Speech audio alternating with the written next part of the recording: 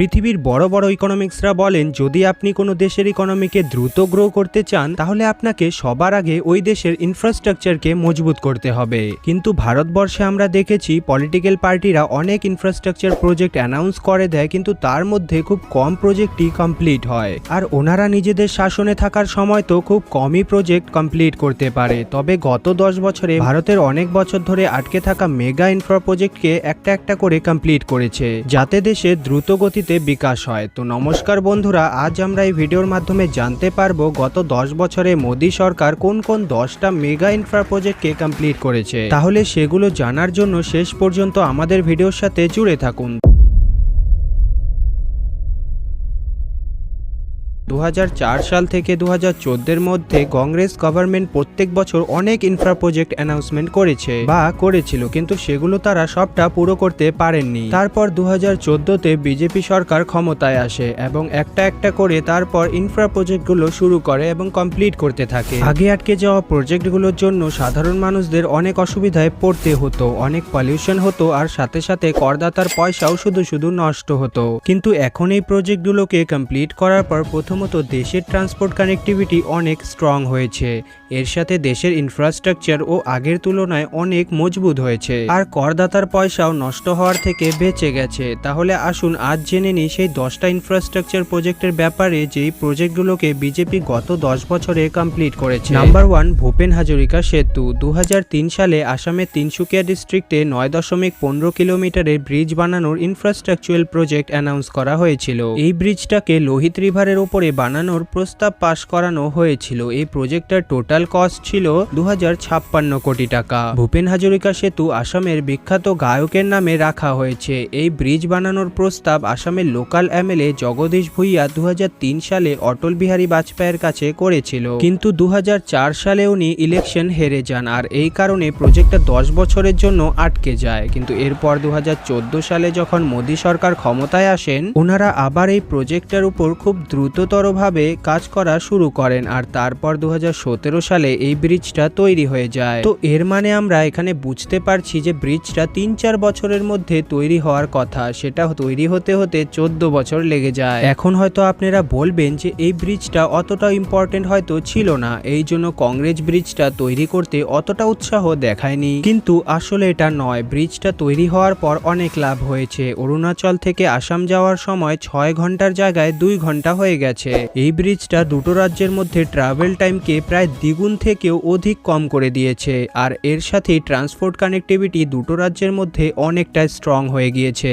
তো এখন আমরা আসবো 2 নাম্বার প্রজেক্টে, ইস্টার্ন অ্যান্ড ওয়েস্টার্ন প্যারিফেরাল এক্সপ্রেসওয়েতে। অনেক সময় ধরে দিল্লির ইস্টার্ন অ্যান্ড ওয়েস্টার্ন প্যারিফেরাল এক্সপ্রেসওয়ে বানানোর প্রস্তাব দেওয়া হয়েছিল। এর মাধ্যমে দিল্লির ট্রাক আর বাসগুলোকে ডাইভার্ট করা যেত, যাতে করে দিল্লিতে ট্রাফিক জ্যাম কম হয় আর পলিউশনের মাত্রাটাও কমে যায়। এটা বানানোর প্রস্তাব সবার আগে 2003 সালে দেওয়া হয়েছিল, কিন্তু তখনকার সরকারের কাছে এই প্রজেক্টটাকে কমপ্লিট করার মতন বাজেট ছিল না, তাই এই প্রজেক্টটাও আটকে যায়। এরপর 2016 সালের এপ্রিল মাসে নীতিন গাডকারি এই প্রজেক্টটাকে আবার শুরু করেন, আর শুধু 2 বছরের মধ্যে, মাত্র 2 বছরের মধ্যে 2018 সালের নভেম্বর মাসে এই 135 কিলোমিটারে 6 লেনের ওয়েস্টার্ন এক্সপ্রেসওয়ে তৈরি করে দেশকে উপহার দেয়। আর অপরদিকে ইস্টার্ন এক্সপ্রেসওয়েকেও 2018 সালের 27 মের মধ্যে তৈরি করে দিয়েছিলেন, মানে সময়ের আগে ইস্টার্ন এক্সপ্রেসওয়ে তৈরি করা হয়ে গিয়েছিল। যদি এই প্রজেক্টটা 2003-এ শুরু করা হতো আর 2006 সালে এটা তৈরি হয়ে যেত, তাহলে ভারতের 12 বছর এভাবে নষ্ট হতো না।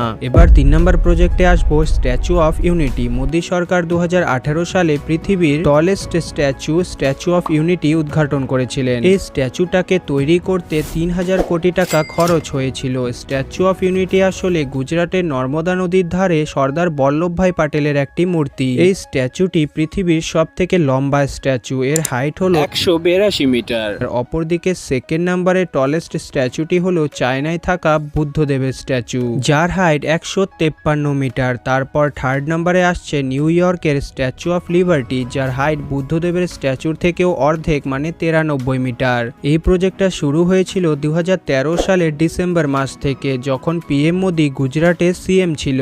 এই স্ট্যাচুর মধ্যে মধ্যে এক্সিবিশন হল, কনভেনশন সেন্টার সবকিছু আছে।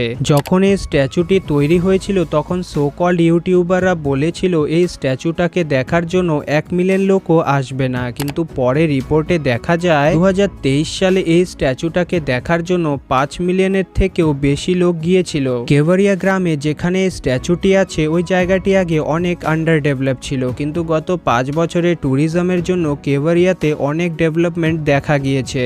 এবার 4 নম্বর প্রজেক্টে আসবো বগিবিল ব্রিজ। আসামের ব্রহ্মপুত্র নদীতে তৈরি হওয়া বগিবিল ব্রিজের কাজ 2002 সালে শুরু করা হয়েছিল।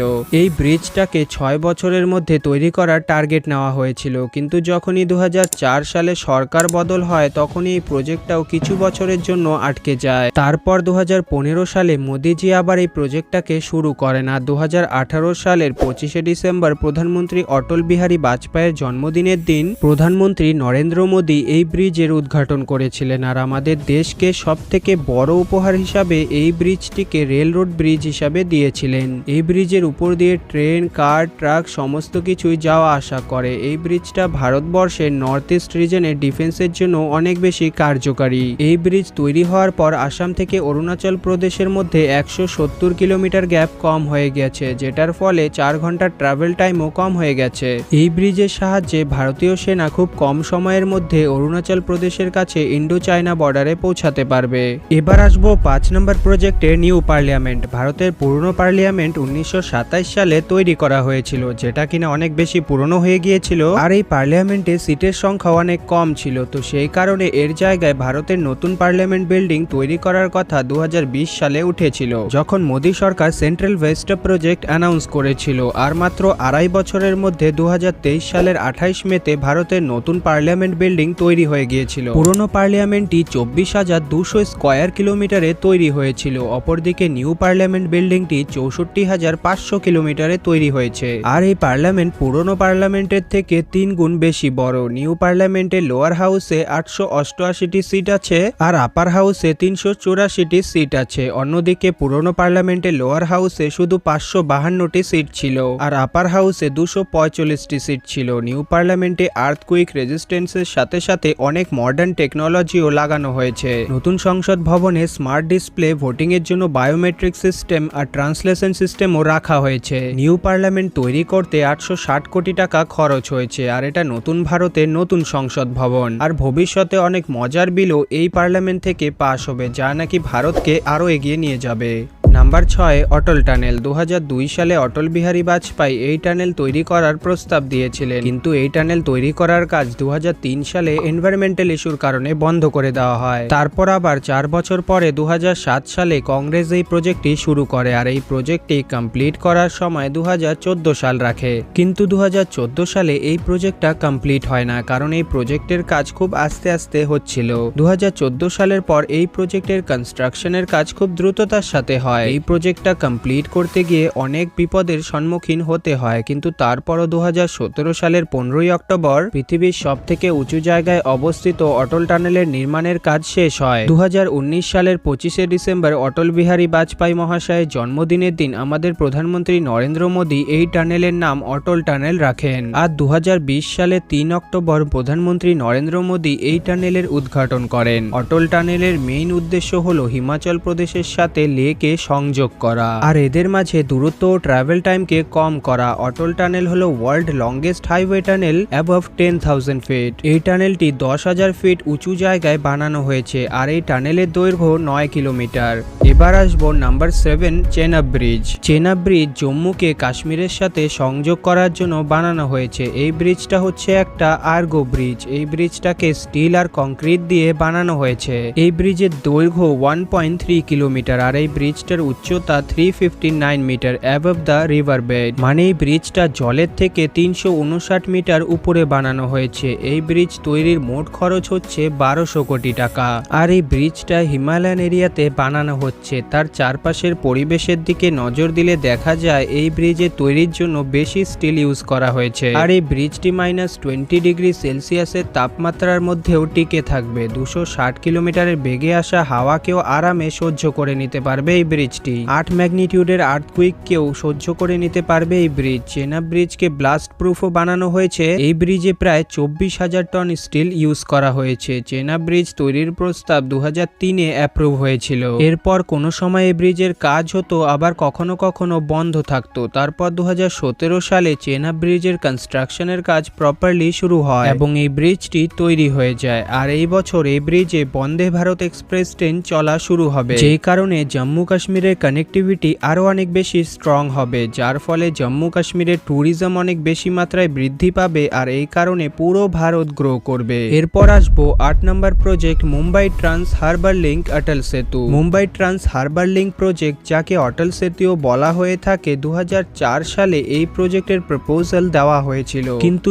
সরকার এই প্রজেক্টকে রিজেক্ট করে দেয়। তারপর আবার 2005 সালে দ্বিতীয় প্রপোজাল দেওয়া হয় এই প্রজেক্টের, কিন্তু আবারও এই প্রজেক্টটা রিজেক্ট হয়। আবার 2008 সালে এই প্রজেক্টের থার্ড প্রপোজাল দেওয়া হয়, কিন্তু তখনও এই প্রজেক্টটি রিজেক্ট হয়। এবার 2012 সালে আবার ফোর্থ অ্যাটেম্পটে নেওয়া হয় আর ফাইনালি এই প্রজেক্টের কাজের কথা শুরু হয়। 2016 সালে 24শে ডিসেম্বর মোদিজি এই প্রজেক্টের ফাউন্ডেশন রাখে এবং 2018 সালে 24শে এপ্রিল থেকে কনস্ট্রাকশনের কাজ শুরু হয়। Mumbai trans harbour link 6 lane freeway road bridge, যার দৈর্ঘ্য 22 কিলোমিটার, এর মধ্যে 16.5 কিলোমিটার সি ব্রিজ আর 5.5 কিলোমিটার ল্যান্ড ব্রিজ। এই প্রজেক্টের খরচ 17,800 কোটি টাকা, মানে $2.2 বিলিয়ন মতো। এর মধ্যে 15,000 কোটি টাকা জাপান ভারতকে লোন হিসাবে দিয়েছে এই ব্রিজটাকে বানানোর জন্য। ভারতের কাছে আগে টাকা না থাকার কারণে সেই সময়ের পিএম শিনজো আবে ভারতকে অনেক কম ইন্টারেস্ট রেটে লোন দিয়েছিল। জাপান লিটারেলি ভারতের ইনফ্রা প্রজেক্টকে অনেক হেল্প করে। অটল সেতু কিছুদিন আগেই বানানো হয়েছিল আর এই সেতু ভারতের লংগেস্ট সি ব্রিজ। এই ব্রিজের উপর দিয়ে 70,000-এরও বেশি গাড়ি যেতে পারবে আর গাড়ির ম্যাক্সিমাম স্পিড 100 কিলোমিটার প্রতি ঘন্টা হবে। এই ব্রিজের জন্য মুম্বাই পুরোপুরিভাবে কানেক্ট হয়ে যাবে আর মুম্বাই থেকে নভি মুম্বাই যেতে শুধুমাত্র 20 মিনিট সময় লাগবে। এই ব্রিজের জন্য মুম্বাইয়ের সাথে সাথে মহারাষ্ট্রেরও ইকোনমিক গ্রোথ অনেক হবে। Number 9, Kishanganga hydro electric project. Kishanganga hydraulic power প্ল্যান্টের কাজ 2007 সালে শুরু হয়েছিল আর এর কাজ 2016-তে কমপ্লিট হয়ে যাওয়ার কথা ছিল, কিন্তু 2011 সালে পাকিস্তান এই প্রজেক্টের বিরোধিতা করে এবং এরপর এই প্রজেক্টের কাজ বন্ধ হয়ে যায়। পাকিস্তান বলে ভারত ইন্ডাস ওয়াটার ট্রিটি উল্লঙ্ঘন করছে আর কাশ্মীরে আমাদের জল আটকে রাখছে। 2011 সালে পাকিস্তান পার্মানেন্ট কোর্ট অফ আরবিট্রেশনে চলে গিয়েছিল, কিন্তু 2013 সালে ভারত এই কেসটা জিতে যায়। তারপর 2014 সালের পর থেকে ভারত এই প্রজেক্টের উপর কাজ করা শুরু করে আর 2018 সালের 19 মে প্রধানমন্ত্রী Narendra Modi hydro electric power প্ল্যান্টের নিজেই উদ্ঘাটন করেন। এই প্রজেক্টের টোটাল খরচ 5,700 কোটি টাকা আর এই হাইড্রো ইলেকট্রিক পাওয়ার প্ল্যান্টের ক্যাপাসিটি 330 মেগাওয়াটের। এবার আসবো 10 নম্বর প্রজেক্টে DFC, dedicated freight corridor. Dedicated freight corridor, সংক্ষেপে ডিএফসি, ভারত স্বাধীন হওয়ার পর থেকে এটাই হচ্ছে ভারতের সব থেকে বড় রেলওয়ে প্রজেক্ট। ডিএফসি প্রজেক্ট 2006 সালে স্টার্ট হয়েছিল, কিন্তু কনস্ট্রাকশনের প্রথম কন্ট্রাক্ট 7 বছর বাদে 2013-তে দেওয়া হয়েছিল আর 2014 সালে ডিএফসির কনস্ট্রাকশনের কাজ শুরু হয়েছিল। ডিএফসি কে দুটো পার্টে বানানো হচ্ছে, ডাব্লিউডিএফসি আর ইডিএফসি। ডাব্লিউডিএফসি মানে ওয়েস্টার্ন ডেডিকেটেড ফ্রেট করিডোর, ইডিএফসি মানে eastern dedicated freight corridor. Western dedicated freight corridor greater Noida Dadri থেকে মুম্বাইয়ের জওহরলাল নেহেরু পোর্ট পর্যন্ত বানানো হচ্ছে। এর লেন্থ 1504 কিলোমিটার। অন্যদিকে ইস্টার্ন ডেডিকেটেড ফ্রেট করিডোর পাঞ্জাবের লুধিয়ানা শহর থেকে শ্রীনগর অব্দি বানানো হচ্ছে, যার টোটাল লেন্থ 1337 কিলোমিটার। ডিএফসি এর 80% কাজ কমপ্লিট হয়ে গেছে আর ডিএফসি তৈরি করতে 1.24 লাখ কোটি টাকা ইনভেস্ট করা হয়েছে। ডিএফসি এর eastern dedicated freight corridor complete হয়ে গেছে আর এই ইস্টার্ন ডেডিকেটেড ফ্রেট করিডোর তৈরি করতে 51,000 কোটি টাকা খরচ করা হয়েছে আর 1337 কিলোমিটারের নেটওয়ার্ক বানানো হয়েছে। অন্যদিকে ওয়েস্টার্ন ডেডিকেটেড ফ্রেট করিডোরের 1046 কিলোমিটার নেটওয়ার্ক বানানো হয়ে গেছে। এর জন্য 72,000 কোটি টাকা খরচ হয়েছে। 2024 সালের মার্চ মাসের মধ্যে 95% ডিএফসি কমপ্লিট হয়ে যাবে আর তারপর সেটাও চালু হয়ে যাবে। 2025 সালে ডিএফসিতে 70% মালগাড়ি চলা শুরু হবে, যার কারণে ভারতের লজিস্টিক কস্ট কমে যাবে আর সাথে প্রোডাক্টের মুভমেন্টও ফাস্ট হয়ে যাবে এবং ভারত ম্যানুফ্যাকচারিংও ইনক্রিজ করবে। তো বন্ধুরা, এগুলি ছিল মোদী সরকারের গত 10 বছরে কমপ্লিট করা মেগা ইনফ্রা প্রজেক্ট। এছাড়াও মোদী সরকার আরও অনেক ইনফ্রাস্ট্রাকচারাল প্রজেক্ট কমপ্লিট করছেন। তো আপনারা যদি চান তাহলে আমি এটার পার্ট 2ও বানাতে পারি, তার কারণে আপনাদের কমেন্টে লিখতে হবে পার্ট 2। তো দেখা হচ্ছে পরের কোনো গুরুত্বপূর্ণ ভিডিওর সাথে। ততক্ষণ পর্যন্ত সুস্থ থাকবেন, ভালো থাকবেন, বাই।